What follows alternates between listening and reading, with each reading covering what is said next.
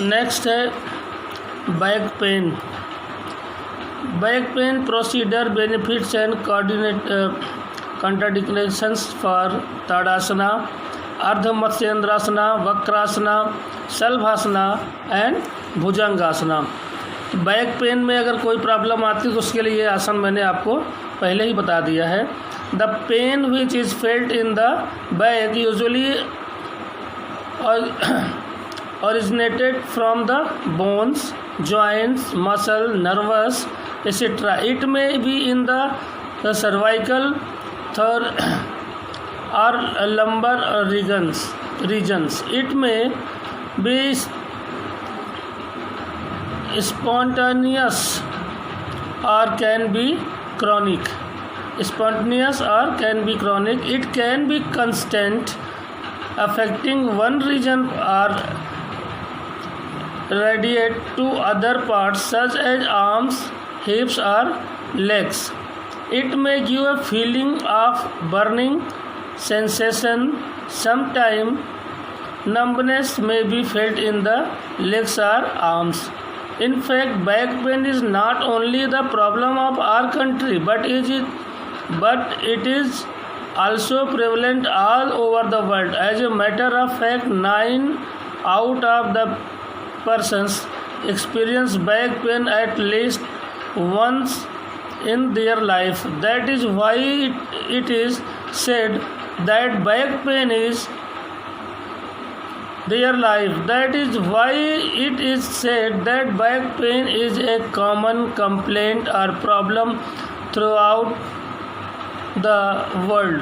Due to this problem, the affected person are not able to do their work smoothly and effectively. So, back pain की समस्या आज के जीवन में, आज की जीवन शैली की देन है। पहले यह समस्या वरिष्ठ मतलब जो सीनियर लोग होते थे उनके अंदर दिखाई पड़ती थी, लेकिन आज सामान्य व्यक्ति भी इस समस्या से पूरी तरह से पीड़ित है। पीठ का दर्द या बैक पेन जिसे हम कहते हैं, अधिकतर उठने बैठने की जो गलत पोस्चर होते हैं उनको अपनाने से उनके कारण ये हो सकता है। आजकल ऑफिस में काम करने का अधिकतर व्यक्ति अपने बैक में, शोल्डर्स में और अपने नेक के आसपास दर्द से पीड़ित रहते हैं। लोग घंटों घंटों टेलीविज़न के सामने, कंप्यूटर सामने बैठे रहते हैं।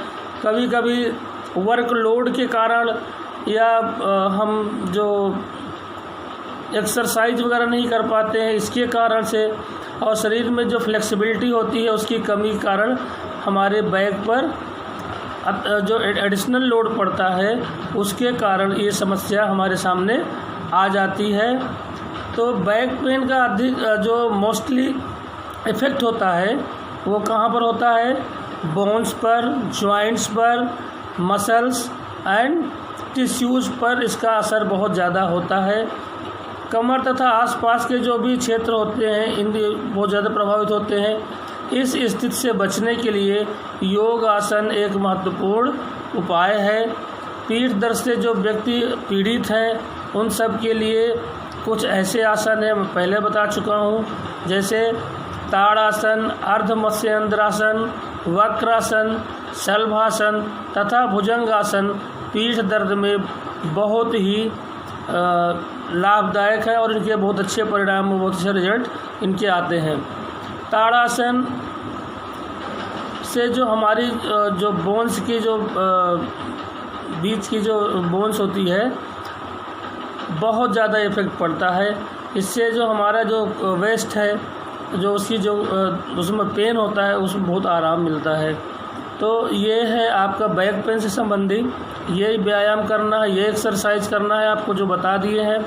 हाँ, एक्सरसाइजेस हम आपको कैसे बताएं यहाँ पर, तो जैसे जब हमारा स्कूल रीओपन होगा हम आपको जितने भी आसन हैं, कौन सा आसन किस मर्ज में कितना इफेक्ट करता है, वो सारा सब कुछ आपको हम प्रैक्टिकल कराएंगे और प्रैक्टिकल करा करके उसके बारे में हम आपको सारी चीज़ बताएंगे।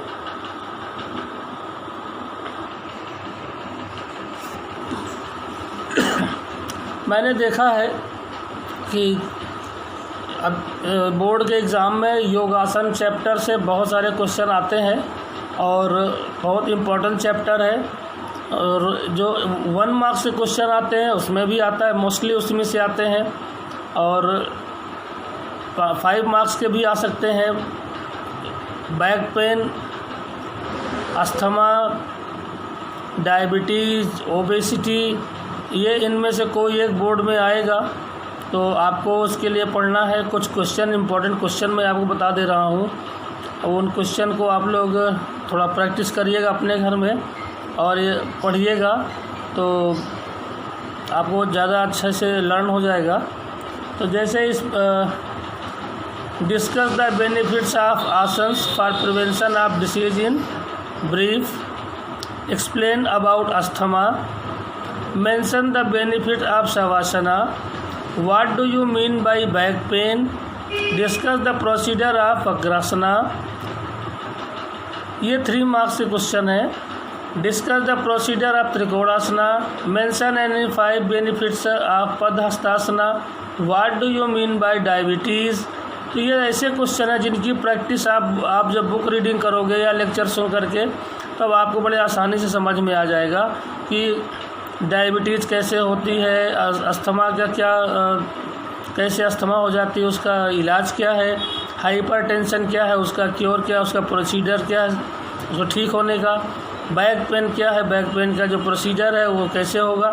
ये बहुत सारी ऐसी हमारे सामने चुनौतियां हैं जिनका डट के हमें सामना करना है, और ऐसी बीमारियों को जो आपको लगता है लक्षण सामने दिखते हैं, तो हम इनको अपने घर बैठे ही ठीक कर सकते हैं। हमें किसी डॉक्टर के पास जाने की ज़रूरत नहीं है।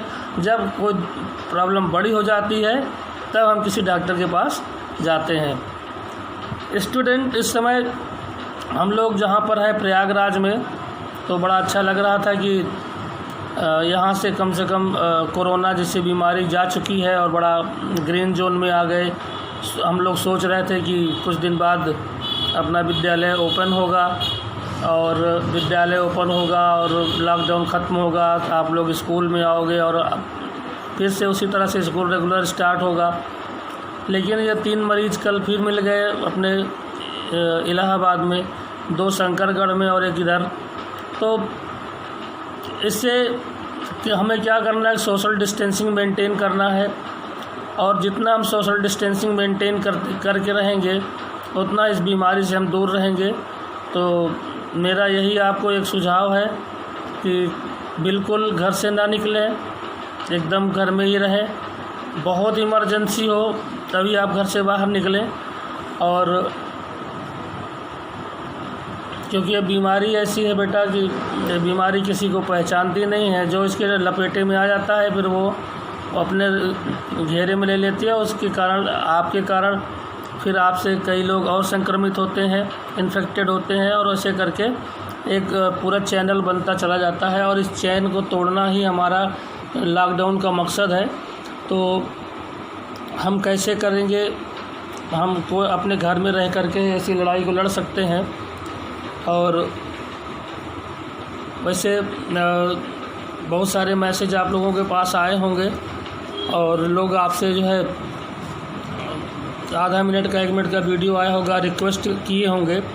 तो उसी परिप्रेक्ष्य में मैं भी एक रिक्वेस्ट करना चाह रहा था आप लोगों से कि आप अपने पेरेंट्स को अगर बोलेंगे, बताएंगे, उनसे कहेंगे कि जो स्कूलों में फीस संबंधी कुछ मैसेज आए हैं आपके पास, तो अगर वो जमा करा देंगे तो इससे बहुत सारे परिवार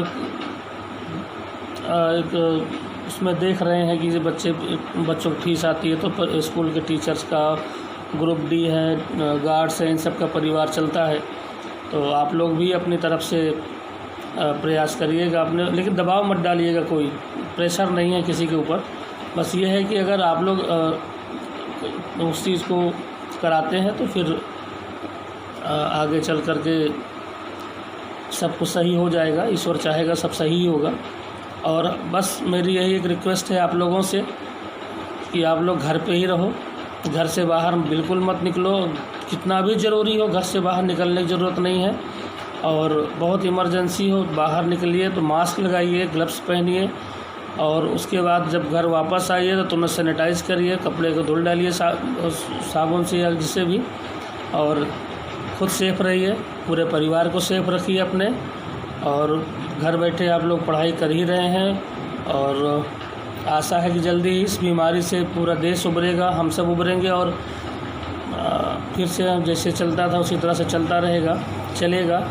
तो बस स्टे एट होम, घर में रहिए। हाँ, व्यायाम करिए, एक्सरसाइज करिए, खूब अनुलोम विलोम करिए, कपालभाति करिए और अपना स्टेमिना बढ़ाइए।